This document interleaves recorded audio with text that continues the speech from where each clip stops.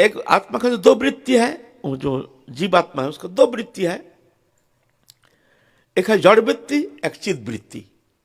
अहंकार का दो वृत्ति, एक जड़ वृत्ति, एक चिद वृत्ति। आत्मा का हमारा मन, आत्मा जो अहंकार रूपी जीवात्मा उसका दो वृत्ति है। अहंकार कर्ता हम इति मन्यते, दो वृत्ति, एक जड़ वृत्ति, एक चिद वृत्ति। सुन लीजिए थोड़ा सा अच्छा करके, क्योंकि ये सिर्फ सुनने का विषय नहीं है, चिंतन के विषय है, अनुधावन के विषय है, अनुप्रवेश के विषय है ना। आत्मा मन का दो, अहंकार का दो वृत्ति, चिद वृत्ति और जड़ वृत्ति। ये अहंकार जब जड़ वृत्ति में रहता है तो ये फंसा हुआ जीवात्मा, वो तो बंधन दशा तो रहता ही है, और वो दुश्मन हो जाता है उसके वृत्ति। जड़ वृत्ति क्या है? मैं शरीर हूं और मेरा शरीर धर्मी वस्तु पदार्थ, स्त्री पुत्र कुटुंब परिवार, धन जन वित्त वैभव, रुपया पैसा धन दौलत आदि जो है, ये है अहंकार का जड़ वृत्ति। ये जड़ वृत्ति में जब मन रहता है तो जाके बंधन दशा प्राप्त होकर के 84 लाख जन्म में पुनः पुनः आवर्तन के लिए वो बार बार वो चक्र लगाने के लिए तैयार हो जाता है। ये अहंकार का चिद वृत्ति। अब अहंकार का दो वृत्ति, चिद वृत्ति। चिद वृत्ति क्या है? चिद वृत्ति है मैं राधा रानी की हूं, राधा रानी मेरी है, शरीर मैं नहीं, शरीर संबंधी वस्तु मेरा नहीं। ये भावना है, भावना नहीं, सत्य है, तुमको मानना पड़ेगा अगर भजन करना है तो चिद वृत्ति कौन है? मैं आत्मा हूं, शरीर मैं नहीं। ये तो आगंतुक है, मातृ जठर में शुरुआत, श्मशान में परिसमाप्ति। बस परिवर्तनशील, ये परिवर्तन होता है। आरंभ स्थिति परिवर्तन, परिवर्तन संकोचन प्रलय, ये स्वयं वृत्ति परिवर्तन शरीर का होता है, आत्मा का नहीं। प्रारंभ होता है मातृ जठर में,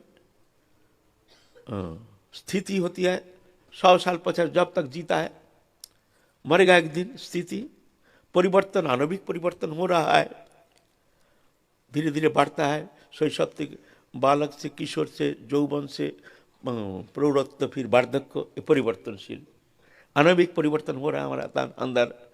हमारे जो खाते हैं, हमारे शरीर में जो सप्त धातु है, रस रक्त मांस मेद अस्थि मज्जा शुक्र, ये सप्त धातु से ही परिवर्तन हो रहा है। ये हमारे जो खाते हैं उसके परिवर्तनशील, लेकिन ये मैं नहीं हुई, परिवर्तनशील शरीर है। परिवर्तन बढ़ता है एक टाइम तक, कहाँ तक? 25 साल 30 साल बढ़ता है, फिर कुछ समय रहता है, फिर घटता है, संकोचन होता है, फिर धीरे धीरे चमड़ा ढीला हो जाता है, दांत गिर जाता है, शरीर ढीला पड़ जाता है, संकोचन होता है, और उसके बाद प्रलय छोड़ के चला जाता है।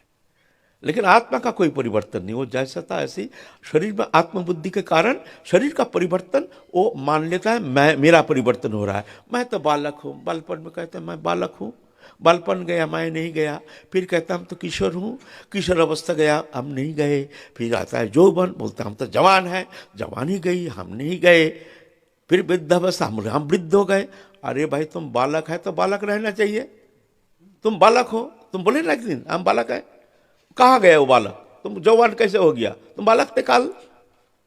तो ये शरीर का परिवर्तन को मैं अपना परिवर्तन मान लेता हूं, वास्तव में हमारा परिवर्तन नहीं, शरीर में आत्मबुद्धि के कारण, शरीर में तदात्मता के कारण ये परिवर्तन मैं अपना परिवर्तन मान लेता हूं। ये तदात्मता यही है मूल बंधन का जड़।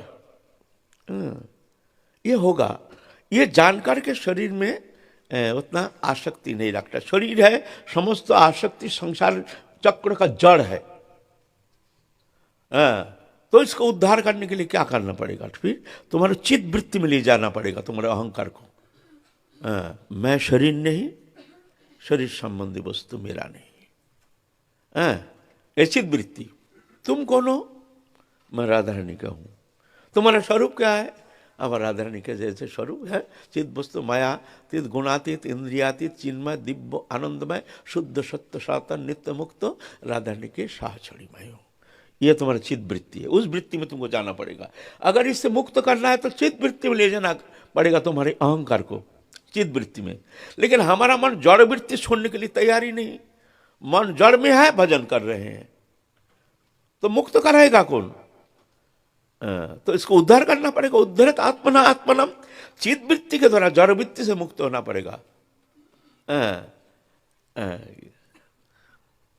फिर जाकर के धीरे धीरे धीरे धीरे जितना चित वृत्ति बढ़ती जाती है, भगवत चिंतन में धीरे धीरे धीरे धीरे भगवत चिंतन से न शरीर मैं नहीं, मैं तो राधा रानी के स्वामी, भगवत चिंतन, लीला चिंतन, अष्टजाम लीला चिंतन के द्वारा जब मन धीरे धीरे उसमें आवेश बढ़ जाता है, राधा रानी के स्वरूप में जब मन आवेशित हो जाता बढ़ता जाएगा, धीरे धीरे ये जड़ियों जो हमारे उपाधि है ये धीरे धीरे ढीला होता जाएगा। ढीला जड़ीय ग्रंथि जो ढीला होता जाएगा,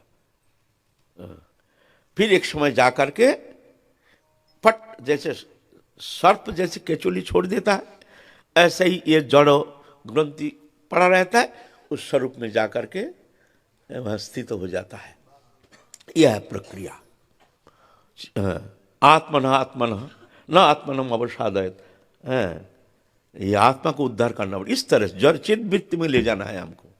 तो चित वृत्ति है आत्मा का बंधु, जड़ वृत्ति है आत्मा का दुश्मन, फंसा हुआ है जीवात्मा, उद्धार करेगा तुम्हारे वृत्ति। तो जाकर के उस समय चित वृत्ति में ले जाना है। हर समय सोचना चाहिए जो साधन करने आए हैं, प्रत्येक साधक को चिंता करना चाहिए, जो परमार्थ लोग इस जन्म में जो भगवत सान्निध्य प्राप्त करना चाहते हैं उनको हर समय चिंता करना चाहिए, जो ये संसार इससे हमारा कोई संबंध था नहीं, है नहीं, होगा नहीं, होता नहीं, ये सत्य है, मानो या ना मानो। हमारे संबंध राधा रानी से, मैं चित वस्तु हूँ, मैं राधा रानी की हूँ, राधा रानी मेरी है, बस हमारे अविच्छिन्न अखंड नित्य संबंध और सबसे प्रियतम सबसे निकटतम। बस ये वृत्ति में तुमको जितना तुम्हारा आवेश बढ़ता जाएगा, ये जोड़ीय ग्रंथि उतना ढीला होता जाएगा। फिर एक समय जाकर के फट करके उस स्वरूप में राधा रानी की कृपा से सावचरी स्वरूप में स्थित हो जाता है। प्रेम प्राप्ति होने से वो स्थिति होती है। जब प्रेम जब तक प्राप्ति नहीं होती है तब तक जा करके खुलता नहीं है, एकदम जोड़ीय ग्रंथि खुलता नहीं है। जोड़ीय ग्रंथि जब खुलेगा उस वही है निरापद भूमि, उसको कहते हैं निरापद भूमि। जिस भूमि में जाने से साधक का कभी पतन होता नहीं है। जद गत्ता न निवर्तन्ते तद धाम परमम, जहां जाने से फिर कभी लौटता नहीं है। ये खेल है, ये तमाशा चल रहा है।